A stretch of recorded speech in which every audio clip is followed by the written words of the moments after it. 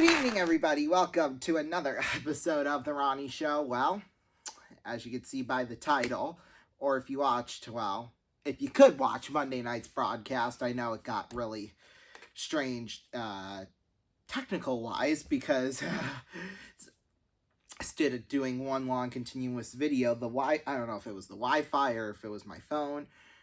God only knows what. But, yeah, we had some audio problems. Although that all got ironed out, I think, by the beginning of the second period, so that was good.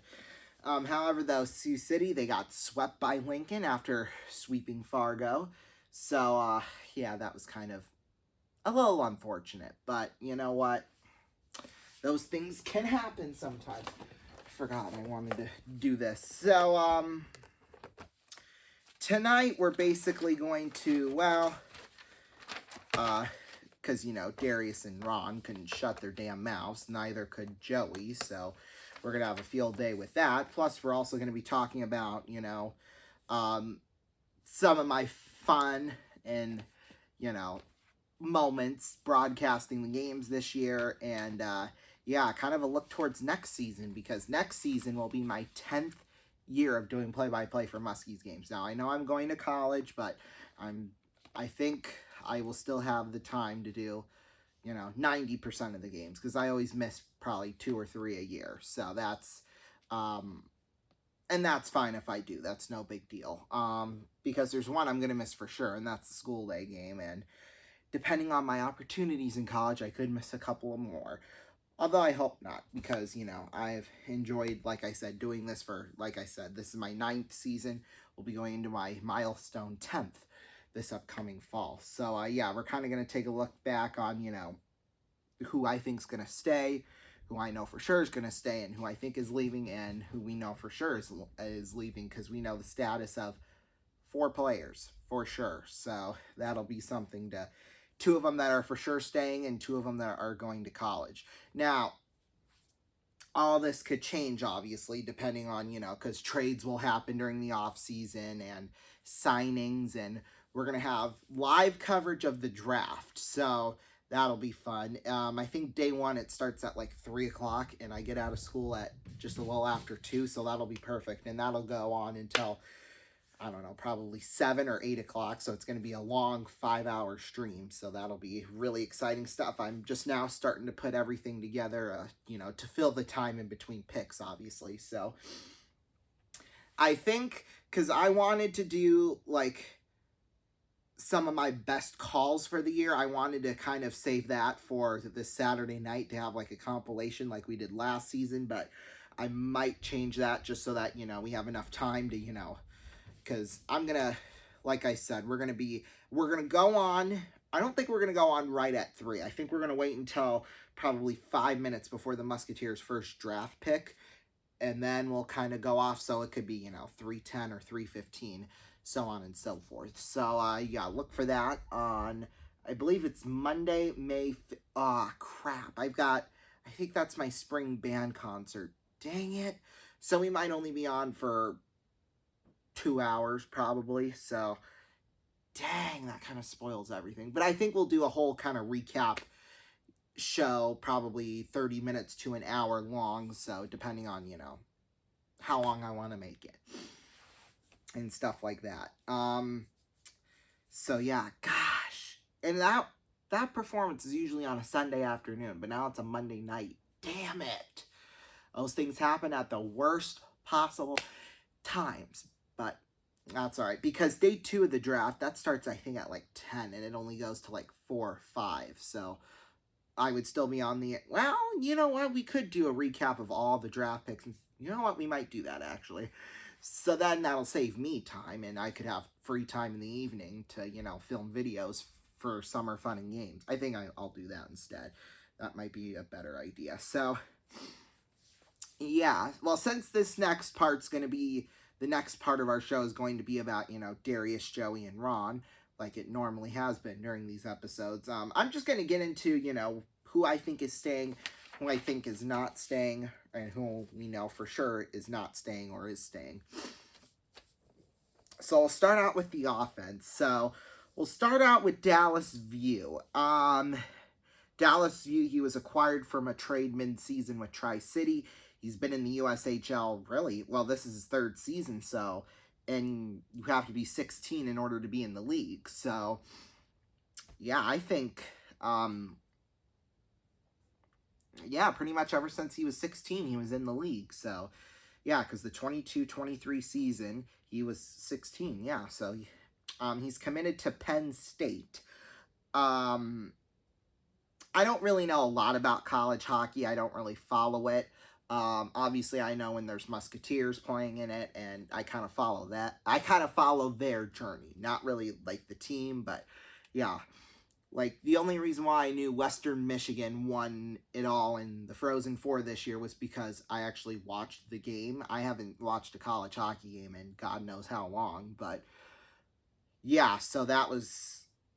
And honest to God, I probably wouldn't have even known that. In fact, I don't even remember who won last year, to be quite honest with you. So, but that's a discussion point. So yeah, if it sounds like, you know.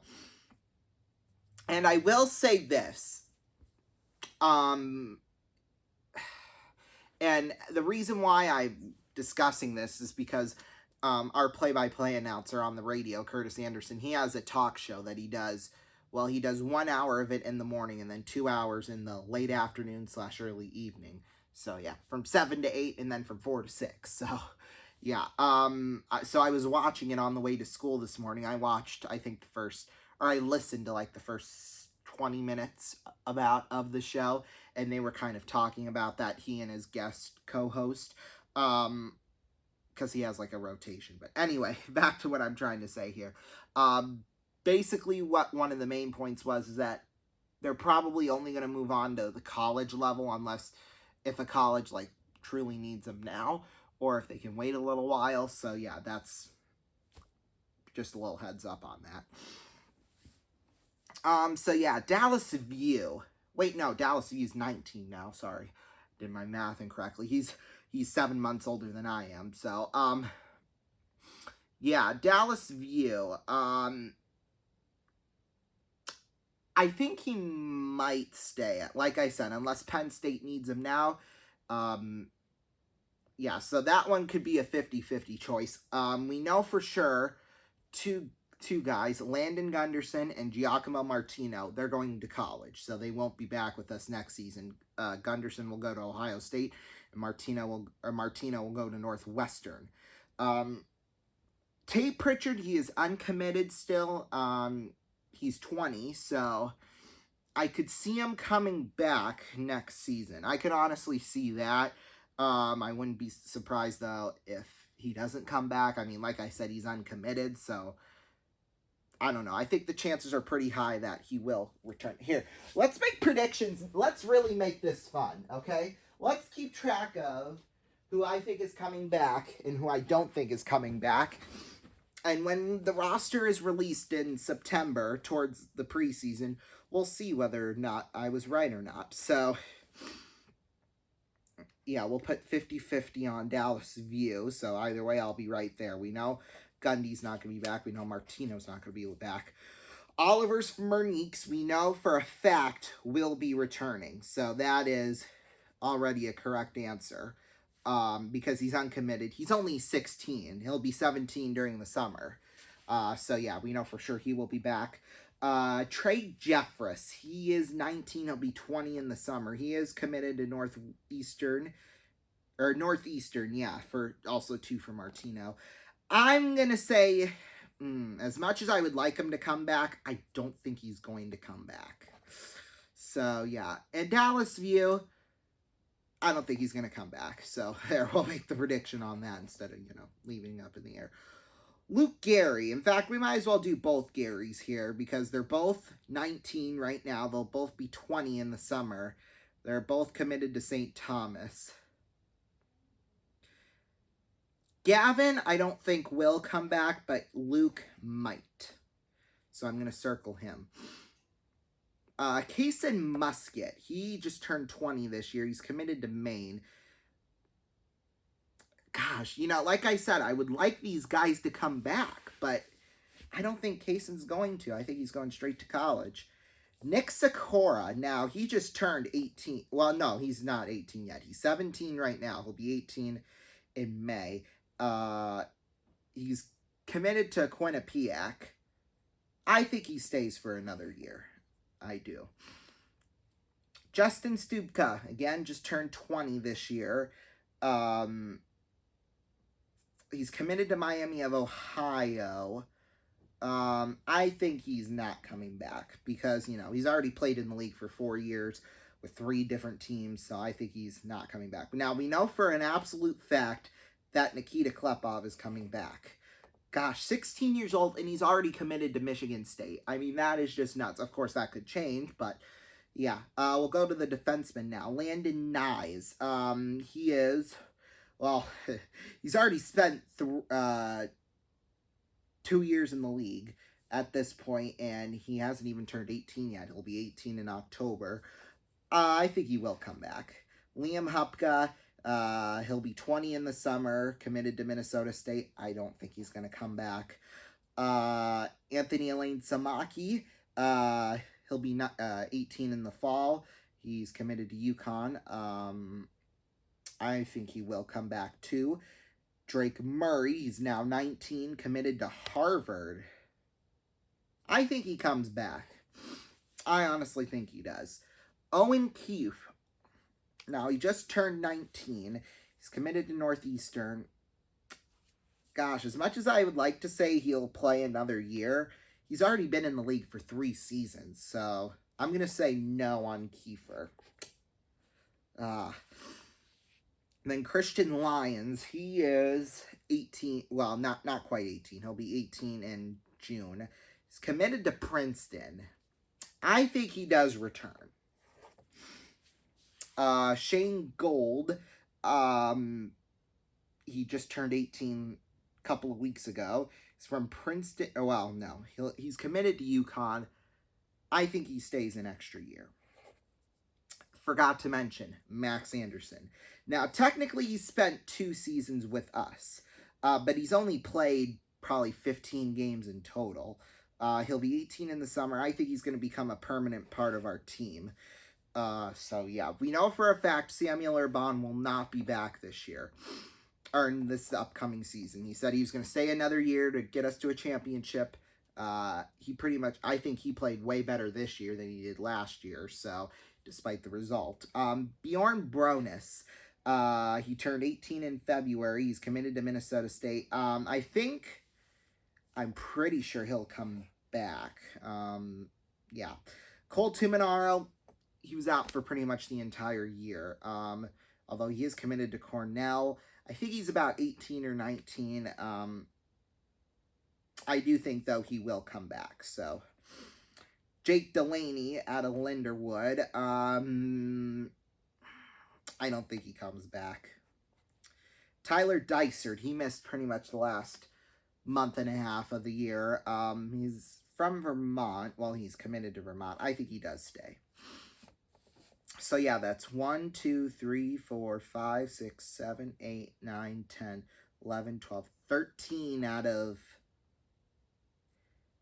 25. So that's about a 52%. Boy, that would be a good chunk of players. I mean, mainly all the defensemen and stuff. But, yeah, if they return, things could be interesting this upcoming season. I'm not going to lie. I know this part went on way longer than it should have, because I like the first part to be, 7 or 8 minutes, and then the next part be about 13. Then we'll get like a quick 2-minute segment, and then the outro. But tonight's episode might be different. We'll take a break to hear Darius, John's, Joey's, and Ron's responses to this weekend's match between Sioux City and Lincoln. Stay tuned. Don't go anywhere.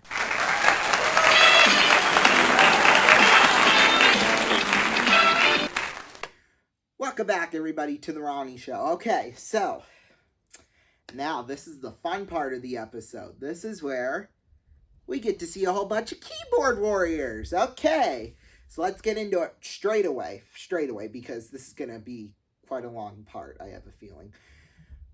Okay, so we'll start with Saturday night after game 2 between Sioux City and Lincoln.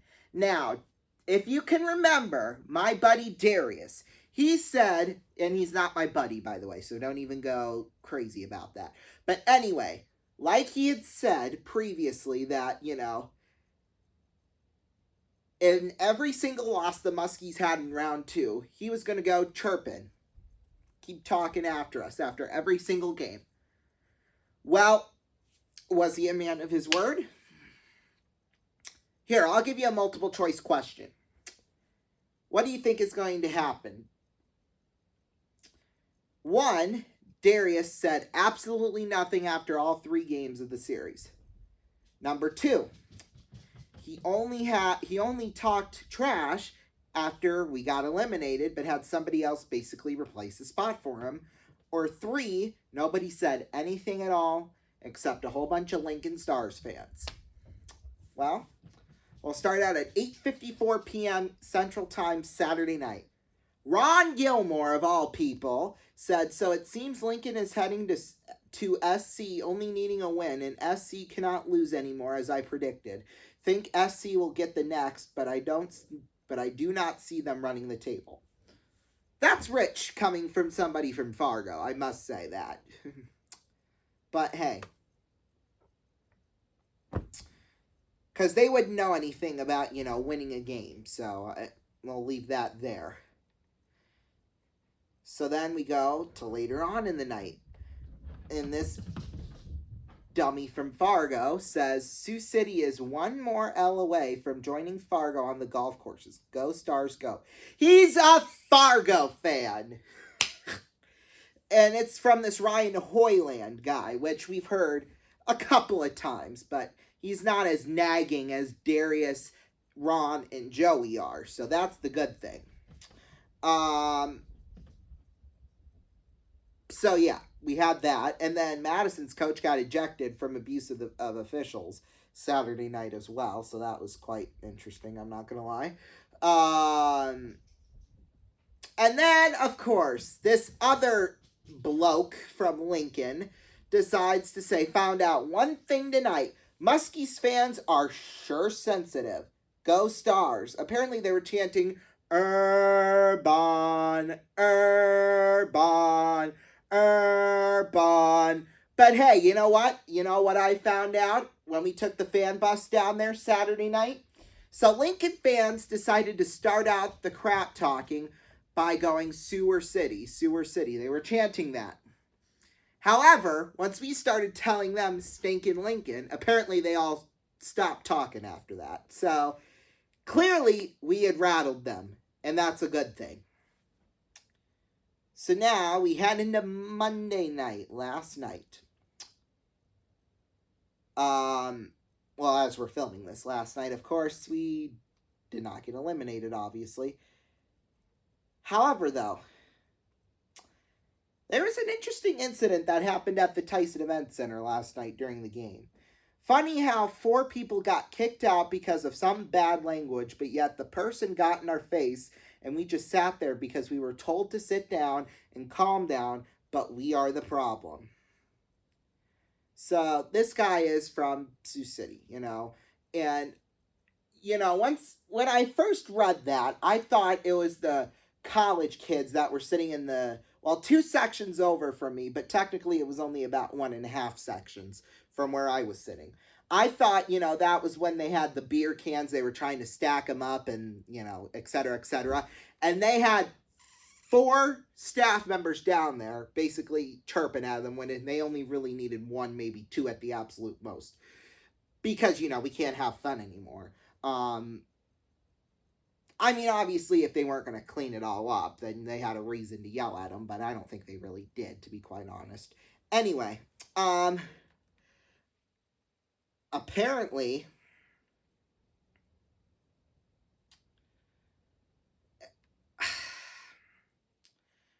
it doesn't look like the comment is on there anymore. What actually happened? Okay. Okay. I found the comment, and it is pretty explicit. Well, it wasn't Well, I guess it wasn't really explicit, but like, it's pretty interesting. We might even have to censor this one out too, but apparently these guys, and this one of the guys here was cussing, which, I'm not offended by it personally, but I know a lot of folks are, although I do not know any of those people, except for maybe like my grandma. But anyway, and this guy who commented works for the Muskie. Well, no, he doesn't. In fact, I don't even think he works for the arena. But I guess he had heard this supposed story, and security asked them, drop the foul language. That's okay. And apparently, the mom said this, because this is what allegedly these group of guys were saying. A mom stands up and asks you to quit cussing, and you tell her to shut her vagina. That is 100% real, apparently. But, yeah, that's allegedly what happened. Obviously, I don't know, but things got a little chippy last night. Like I said, I'm not gonna uh, comment anymore on that because I don't know anything about it. But if that's true, then I might actually side with the staff members and the security because, you know, ever since this new management company came in to the Tyson Event Center 7 years ago, um, they have really made the Tyson Event Center into a hellhole, to be quite honest with you. I mean, all of a sudden now, you can't really do things like you used to and get away with them way before the management company happened. Now, that's fine, like the metal detectors. I know a lot of people had issues with that and still do, but, I thought that was honestly, well, one of the only good things that came out of that management company that's running it now. Um, but the thing about them is that you're lucky if you reach the 1 year position in a high management position, like the GM of the arena or the events manager or whatever. Like, you're lucky if you reach 1, even 2 years, because there's been a lot of turnover because of their baloney rules that they've got. Which, well, one, they screwed over my dad. They promised that they were going to keep everybody on board and whatever, but they had let go 12 people. 12 people. One per month in the first year that they were managing it. And, obviously, if they did something, that would get them fired, whatever. But my dad, in my opinion, and I'm not being biased here, he didn't really do anything wrong that I think would get him fired. Maybe suspended for a couple of weeks, but they let him go the week of Christmas.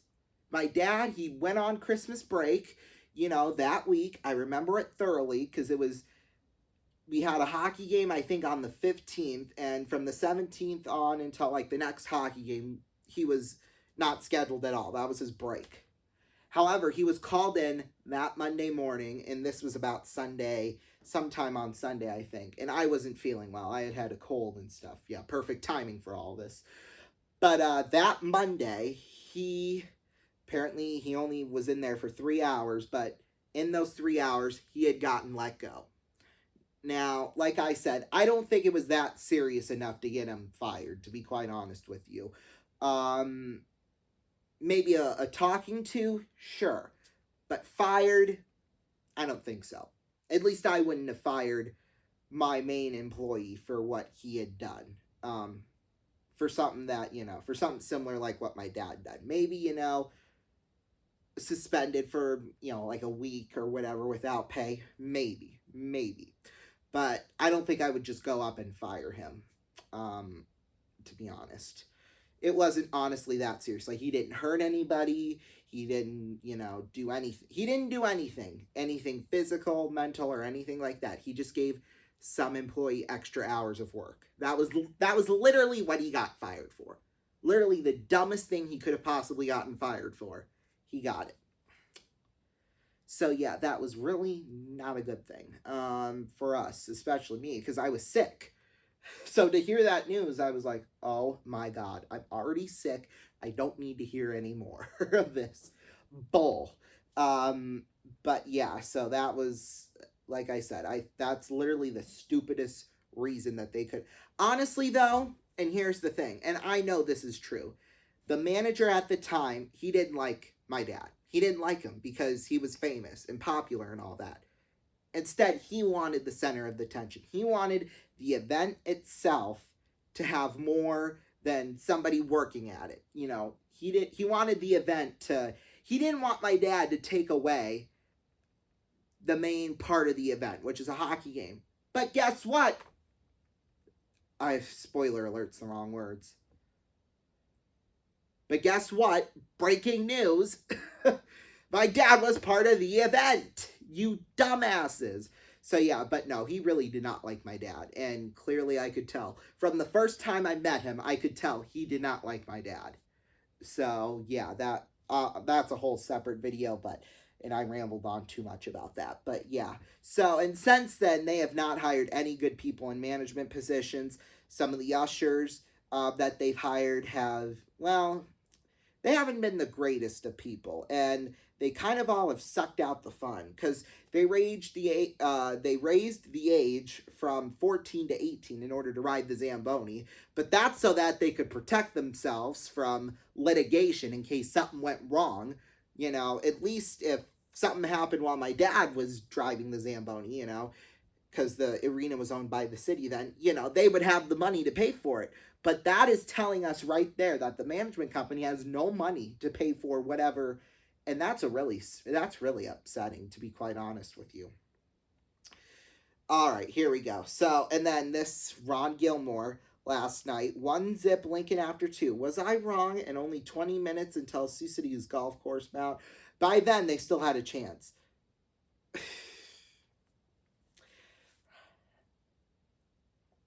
And SC's radio broadcast sucks just as bad. Sucks Lincoln announcer didn't make the trip. Guess what? This has been the only guy that has said bad things about our announcer like that. That is stupid. Jesus criminy. And then he has to clarify. Let me clarify. Was but him. It was the feed. Okay, well then fine. Fine.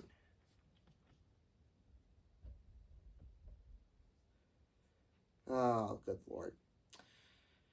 Okay, and that was pretty much it. But then, Darius, my dude, he waited until Monday night after we got eliminated. Since Muskie fans can't count that high, can anyone tell me how many goals they scored tonight? Which that's same number your team scored against them in game 1, but may not have been as much, or, well, you know what I mean. And then, why do you have to be so stupid? Anyway, smell you later, Sewer City. I don't know why, that was another dumb thing, but, let's see, we were supposed to be the best team. Well, that guy's just criticizing our coach, which he does and doesn't deserve any sort of criticism. Like, he does kind of piss me off at times, I'm not gonna lie, but anyway, congrats. And here goes Darius again. Congrats to everyone who posted on this page tonight. You all have more posts than the Muskies did goals tonight. And that was kind of the main theme around his, you know. And then we had to remind them of how Fargo went out. So, there.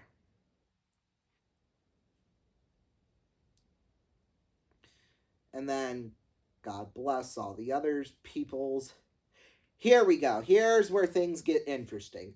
The NOAA, which is some weather-related thing or something like that, I didn't even read this, has issued a food watch on the Missouri River for areas north of Omaha to Kansas City. Possibility of flash flooding on the tributaries. I don't know what that means.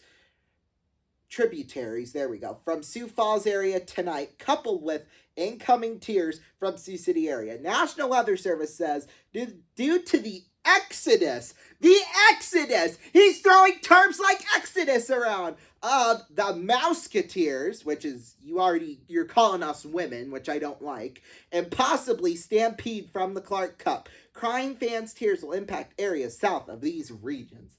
So a food watch! He forgot to yell and said food! Oh, and he got roasted for that too. He got absolutely roasted for that. In fact, there's this one thing where it's raining tacos. Oh, and then this guy's like, a food watch? Haha, food watch sounds like Darius' mom had dinner already. Oh my God. I mean, obviously we knew what he was trying to type, but the food watch just made his point irrelevant, so. And then that one was a get show stack. And then they had to rub it all in some more, believe it or not, because of course they had to. What a beautiful thing to see, because today they started taking out the ice and stuff, which is already a pretty sad event in general. But this guy from Lincoln decides to throw it in our face some more by saying, what a beautiful thing to see. Let us know if we can land a hand with another sweep for you. Yeah. Yeah.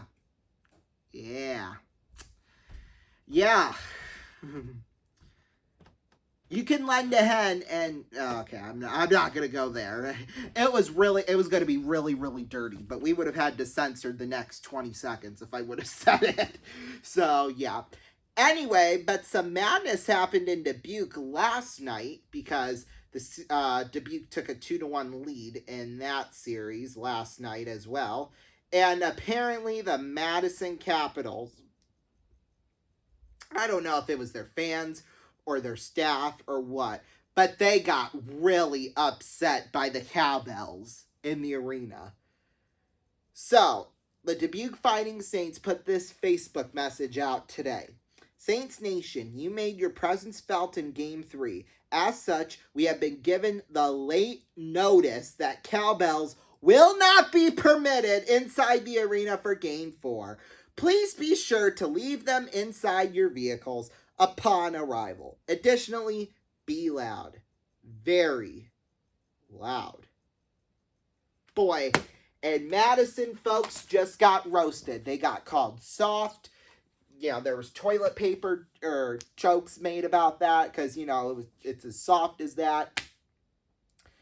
Boy, can you just imagine if we banned Sioux Falls fans from bringing their cowbells into our arena, which would actually be really nice if they would, because I have to sit in the section where all the cowbells are ringing anyway, so that's already a pain in my ass I got to deal with. But yeah, can you just imagine if we told Sioux Falls fans that they could not bring their they wouldn't even come to the damn game, and they might even protest outside the arena.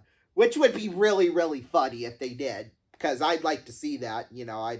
I'd show you all that. But, yeah, because they'll probably be ringing them outside the arena going like, ah, da, da, da, da, da. And they might even bring them into the arena anyway and just start ringing them.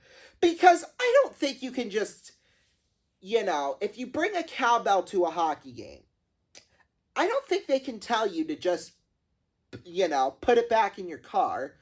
Unless you were hiding like a gun or a bomb in there. Then maybe. But Madison. What happens when Sioux Falls comes to town? We don't hear anything about that, But hey, might as well. My God. People are really stupid. I gotta tell you. People are really stupid. I don't know why. I mean, we know where it comes from in Darius's case, from his mama, but still, people are just really freaking stupid. So, yeah. And, of course, we like to expose that to all of you right here on The Ronnie Show. We'll take a break. We'll be back. Don't go anywhere. Welcome back, everybody. Boy, this has been, all these episodes with Darius, Joey, and Ron are crazy episodes because, you get to hear me bitch about them, but hey, that's what makes the show fun. Yeah, so there's nothing in terms of unless Darius, Joey, and Ron say something stupid, we probably won't do another episode for a little while. In fact, there's one episode that I have written out that will probably be posted next week. And when we do that, that'll probably honestly be the season finale. And then we'll get started up with what is this going to be? Season 8, I think, in June. So, beginning of June. So, yeah, that'll be definitely exciting. So, yeah, I think we'll have, because it's me going to be doing, because what I'm planning to do is that we'll have the Ronnie show. It's going to go back to being pre-filmed. So, I think what we'll do is that what I'll plan on doing is, have the intro music, welcome to the Ronnie show, blah, blah, blah. We'll bring that back and, today on the show, and you still hear the theme music, but, clips from that episode will play. And,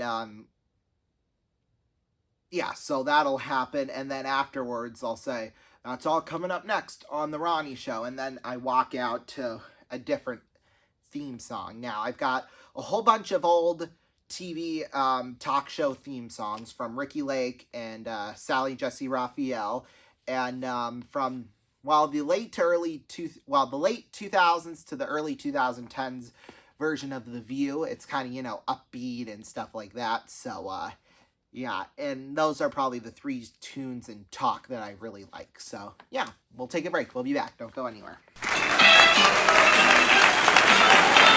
Welcome back, everybody. Well, what did we learn today? I think it's that, you better watch your mouth, and the fact that you might not have a good time at the Tyson Event Center because of just some of the ushers and some of the management people there. I'll see you next time.